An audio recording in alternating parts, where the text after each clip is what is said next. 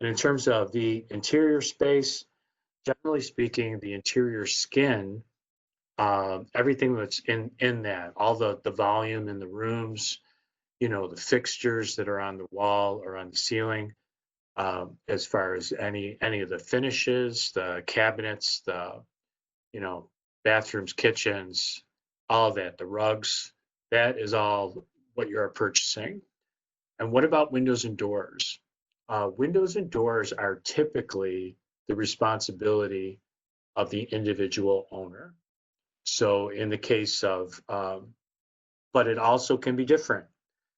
So I think one of the key things we're going to get to later in the presentation is that it's important for you to do a certain level of investigation before you buy something, so you know exactly what you're getting into. It can vary depending on the association with respect to the windows and the doors.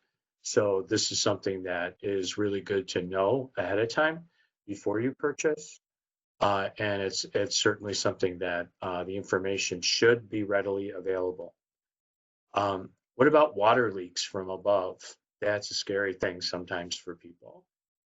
Water leaks from above are typically the responsibility most of the time of the association, unless there is something that was done by the person that's in the unit upstairs that actually caused the lease in terms of some kind of negligence.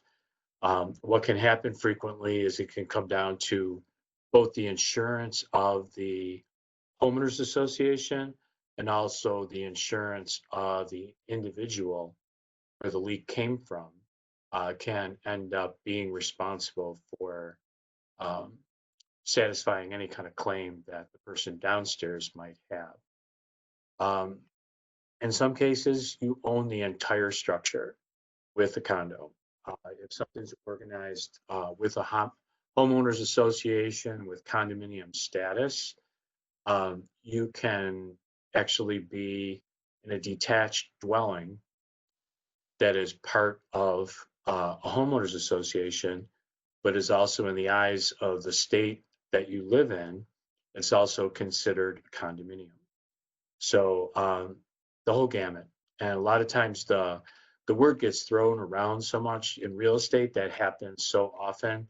The word colonial, you know, what does that mean? Or Cape Cod can be a lot of different things. It's the same thing here. So it's really important that you take the time to read about it and develop your understanding before you do anything. And the fact that you're here today tells me that you're someone that you probably plan ahead. You like to get your information before you make choices. And believe me, when it comes to real estate, that is the best way to proceed.